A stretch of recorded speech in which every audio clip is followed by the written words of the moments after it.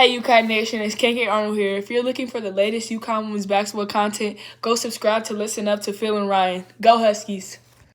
That's Ryan Brenner. I'm Phil Wasser. And Ryan, the nightmare, at least for you and I, and obviously all of UConn Nation continues. Since we've been doing this podcast, we have been blessed with a great sports community. Obviously, great UConn family from the players to the players' families.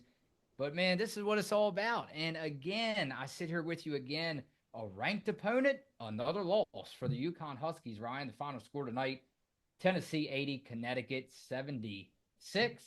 And according to ESPN, number 19 Tennessee women knock off number 5 UConn for the first time in 18 years and snap the Huskies' 11-game win streak. And they are partying, the Tennessee Vols, partying like it's 2007. First, want to tip my hat.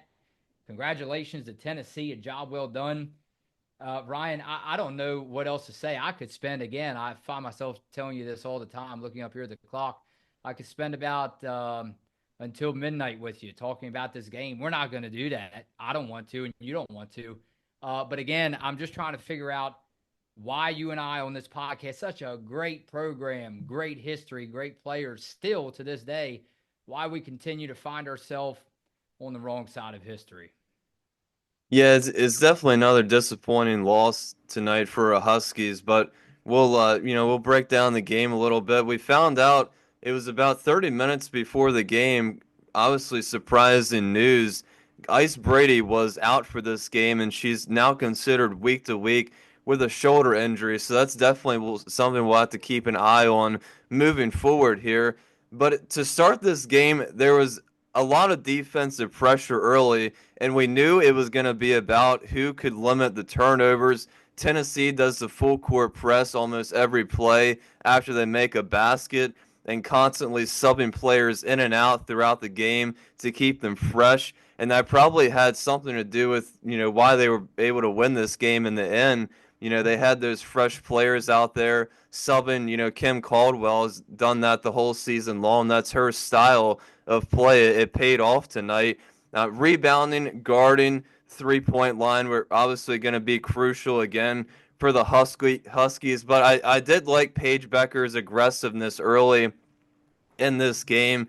Ashlyn and KK were the first subs off the bench, and they came in. They did what they do every single game. They make a difference. They make an impact. Always disrupting the passing lanes. KK had 2 nice drives to the basket. It was a very competitive back and forth game to start, and KK really continued in the second quarter to kind of control the pace for UConn, making a big difference on the boards as well, taking charges. Aubrey Griffin, I wanted to make sure I mentioned her, made a huge difference tonight off the bench. Only her 5th game back, I believe, somewhere around there. Obviously, the biggest game that she's played in this season. Also, battling on the boards, getting rebounds, getting inside the paint. Aubrey played great tonight for UConn, in my opinion. Paige picked up her second foul, had to sit out for about 3 minutes. Sarah Strong doing her thing as usual, just getting herself open, taking smart shots.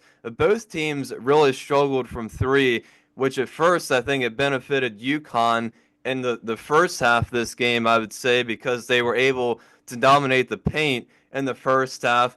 But I think in the second half, it really benefited Tennessee more because the Lady Vols rely on their 3-pointers a lot. But I think they made a lot of adjustments in the second half. They were able to get into the paint. They made it look really easy to get into those lanes, and they didn't allow their struggling from the 3-point line to really affect them in this game. And it seems like it's been a really common theme now with UConn losing to Notre Dame, USC, and now Tennessee. Rebecca Lobo mentioned on the broadcast tonight. It's a very common theme in these losses that UConn really struggles from beyond the arc, and that obviously had a huge factor in this game. And it also didn't help the foul trouble added up a little bit. AZ Fudd, not a very smart foul at the end of the first half there with 11 seconds left, picking up her third foul. And that kind of carried into the third quarter a little bit. UConn coming out a little sloppy, made some bad passes. they got open shots, but they couldn't make them. That was a very unfortunate theme as well for the Huskies the whole entire night, getting open shots and not being able to make them. Tennessee, obviously, like I mentioned, made some adjustments at the half, and hats off to them and Coach Kim Caldwell and their coaching staff. And one of those was, like I mentioned, attacking AZ, who had 3 fouls. Lady Vols applied more pressure, being more aggressive, and that helped them go on a big run, gain all the momentum. And Tennessee, like I said, made it look easy to get to the basket. And they started to make some of those threes as well. And the missed layups starting to really hurt UConn late in this game. There was at least 5 easy ones, probably more than that UConn would have wanted back. I know they wanted those back in this game.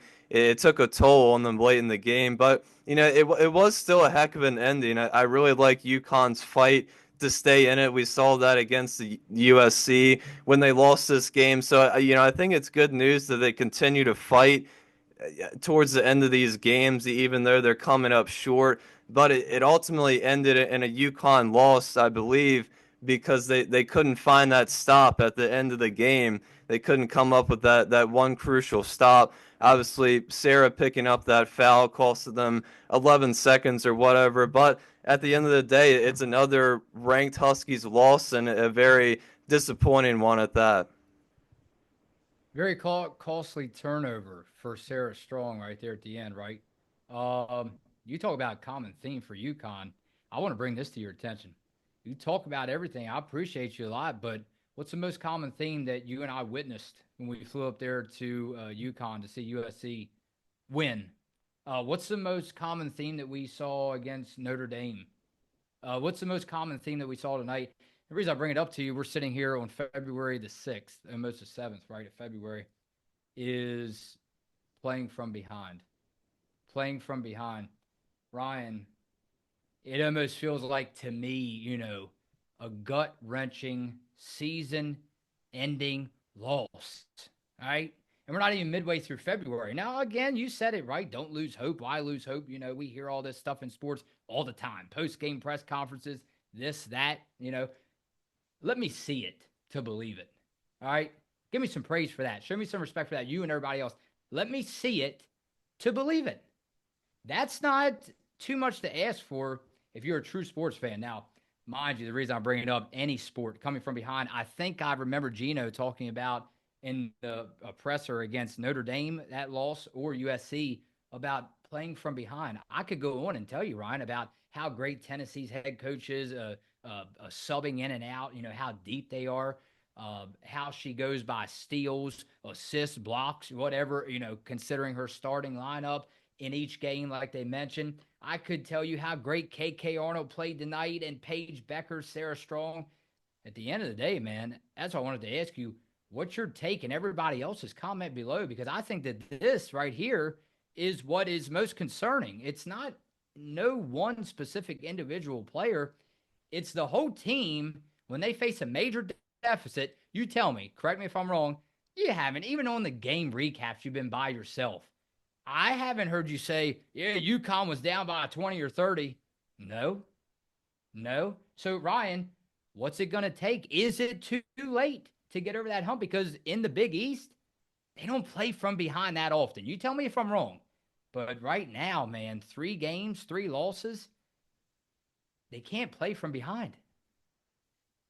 Yeah, and I think that's what did them in. Like I mentioned in the third quarter when Tennessee grabbed all that momentum, and it really seemed like from that point when Tennessee took the lead away that UConn couldn't really come back from that, and they made it some costly decisions, bad decisions in that game, and obviously we still have the one very big game for them to prove themselves before we get into the postseason here when they make another trip up to South Carolina. But I feel like that's part of the problem. We've kind of mentioned it with these conference games, and I know some people in the comments have some opinions about UConn switching conferences and all that kind of stuff. But the reality is that the opponents they face now in their conference, it's a pretty easy win every night. I think that's pretty obvious to everybody. And in these 3 games, like you mentioned, they've had to find a way to come from behind and came up short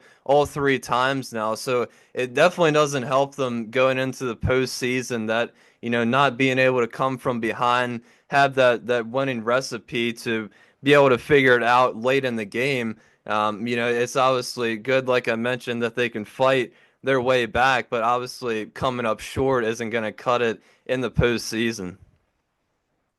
And we have to, again, pay credit to a lot of credit to Kim Caldwell. Ryan, a post on X just went out 9 minutes ago. We just witnessed Kim Caldwell's first staple win as head coach of the Lady Vols. Many more to come. Yeah, I mean, Ryan, as long as she stays in college basketball, you're looking at I'm telling you, you're looking at a future legend here. I think my prediction. Let's jump over to comments, then we'll head on out, Ryan. It's time for bed. I don't know about you. Jason D'Amico said this game can go two ways. If UConn comes out aggressive and hits their shots with confidence while taking the crowd out of the game, it could be smooth sailing. But if Gino decides to let Chen take the point and the offense sputters, it is going to be a long, scary night. I think it's a close one, but UConn wins 72-66 was his final score prediction, Ryan. He had UConn winning, and he said, like always, peace. Well, I think UConn came out, I think they did a good job making their shots in the painted area in the mid range, but like I mentioned, the struggle from the 3-point land is going to have to flip around at some point for UConn to win these bigger games. So, I think the crowd was obviously a huge part for Tennessee. We knew that coming in as well, but I think UConn had a good start to this game, but they just weren't able to maintain that in that third quarter, and Tennessee really never looked back from them. But I think, Kaylin Chen didn't really have much of an impact in this game. She didn't really play much in the second half, it seemed like. But, I think like we kind of mentioned, the problem isn't really an individual player on this team. It's a couple problems that are starting to add up here that definitely are a lot bigger in these big games that they tend to, become big problems. David Lott said that was Lou Lopez that lit up Tennessee. Ryan, I tell you all the time on this podcast and off this podcast, boy, do I miss Lou Lopez. What she brought to UConn. Oh, my goodness. Let's go over to JTH said, I'm excited. We are going to drive up to Knoxville 6 hours to see the Huskies. It's going to be a tough game. Tennessee is athletic, sub 10 deep, and usually press the whole game. I expect the small lineup to be a big factor.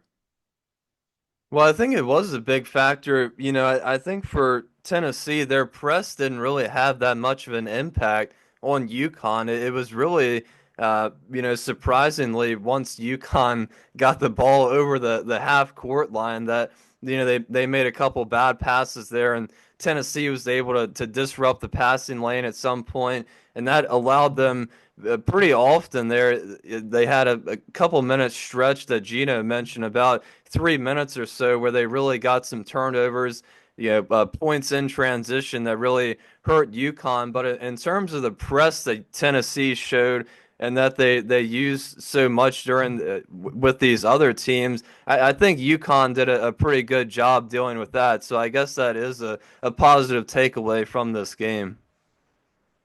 All right, final score 80-76. Tennessee over UConn. Ryan, I will see you tomorrow night for the last check in. Phil and Ryan, listen up.